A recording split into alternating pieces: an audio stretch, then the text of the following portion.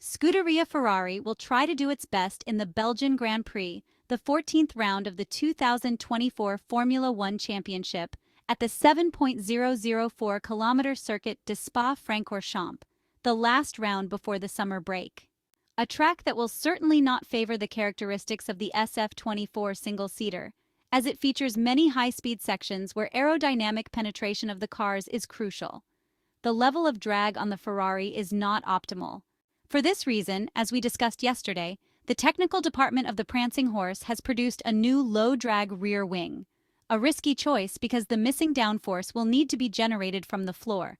To compensate for the reduced downforce, the Ferrari technicians have also made a small reshaping of the front wing. This was necessary in order to provide handling with maximum balance. It remains to be seen if the latest version of the floor will be able to provide adequate vertical thrust. This is because relying on a stiffer suspension setup to have a more performance-oriented car in fast corners, in turn, limits performance in the handling sections as mechanical grip decreases, not to mention the bouncing that could limit the use of correct ride heights. Then there is the issue related to the weather conditions.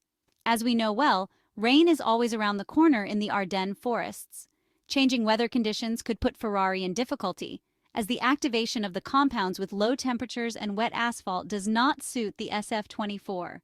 This tire warm-up cycle has inhibited part of the performance in the recent past. Without further ado, let's see how the two Ferrari SF24 cars hit the Spa-Francorchamps track for the first free practice session for the 2024 Belgian Grand Prix. Let's take a look at the weather conditions before the start of FP1. Air temperature is 22.5 degrees Celsius. Track surface temperature is 37.2 degrees Celsius. Humidity is at 64%, and the wind is blowing from the southwest at 0.6 kilometers per hour. Carlos Sainz and Charles Leclerc hit the track. The SF24 cars leave the pit lane each with a set of yellow-banded Pirelli tires. The goal for this first run is to verify the base setup over several laps. This also means that for now, the drag reduction system will not be used to determine the drag value produced by the SF24 car. Much work is being done on tire activation before switching to race mode. The first attempt ends with some decent impressions and feelings. The steering wheel is fairly stable without corrections, based on the onboard footage of the two Ferrari drivers. The racing lines are taken correctly without major problems. However, we have to wait for further feedback, because at the moment the pace seems rather poor, while bouncing is present especially in the second sector. After 2 attempts, a double cool-down lap is carried out, with several suggestions arriving over the team radio from the Ferrari race engineers to improve performance in the second sector.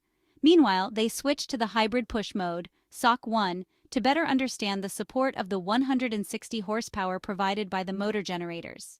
In the second run, the decent handling sensations are confirmed, but as mentioned, for now, it is noticeable that the Ferrari drivers are not pushing much in the corners.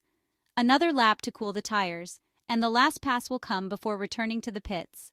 Several changes to the brake balance are made to optimize the entry phase and some adjustments to the differential to fix the car's rotation.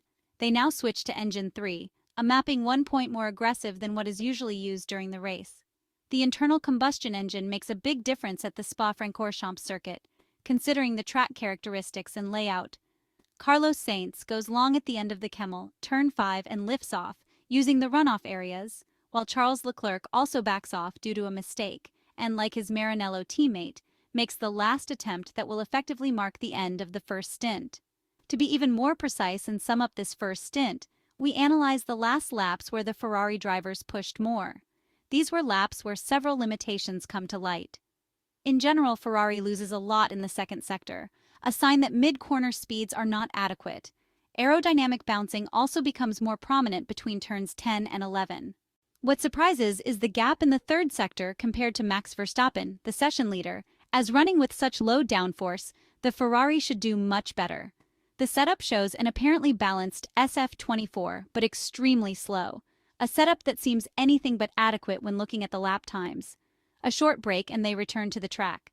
This time, the two Ferrari cars mount a set of soft tires, which will undoubtedly provide a higher level of grip. Tire activation aside, they return to pushing. With the red-banded Pirelli tires, things do not change much. The two SF24 single-seaters continue to show decent handling, with the car's balance appearing fine. However, the lack of downforce in the second sector is strongly felt, and the supposed advantage in the very high-speed sections, especially in the third sector, does not compensate at all. Additionally, bouncing increases in the second sector. After a final break in the garage, they return to the Belgian track. In this case, the Italian cars are using different tires. Mediums for Charles Leclerc and softs for Carlos Sainz. With these tires, they will simulate a mini-session with a high fuel load. Commenting on the high fuel runs, the balance is not too bad, and tire degradation does not seem to be a problem. Ferrari race engineer Riccardo Adami confirms this on the radio, informing Carlos Sainz that the tire wear on the SF24 softs is absolutely in line with that of Max Verstappen's Red Bull RB20. A first free practice session for the Belgian Grand Prix that was undoubtedly not easy for Ferrari and partly difficult to decipher. Looking back on how Ferrari's rivals performed in FP1, Max Verstappen wanted to show his hand, as Red Bull is back to setting the pace in the first free practice session of the Belgian GP. The Dutchman, with the RB20 back to using the bazooka design, was the fastest on soft tires with a time of 1.43, 372. This performance in the single lap is particularly significant because the world champion outpaced Oscar Piastri by 531 milliseconds. The Hungarian Grand Prix winner with McLaren is second but quite far behind. Red Bull focused on a much more loaded car, excelling in the technical sections of Spa Francorchamps, already taking the Po-Huan corner flat out, while McLaren opted for a less loaded setup and performs better on the long straights. The three-time world champion, who has deployed Honda engine number 5 and will therefore face a 10-place grid penalty, sought a clear advantage in the single lap with the aim of chasing pole position. Sergio Perez did not find the feeling with the RB20, he also had the new floor but not the narrow nose, and is a second behind his teammate. The Mexican is 7th, but complained about not finding a good feeling in corner entry. The real surprise of the session is Alexander Albon. The Anglo-Thai driver placed the Williams in third position with a time of 1:44.099, 7/10 behind Max.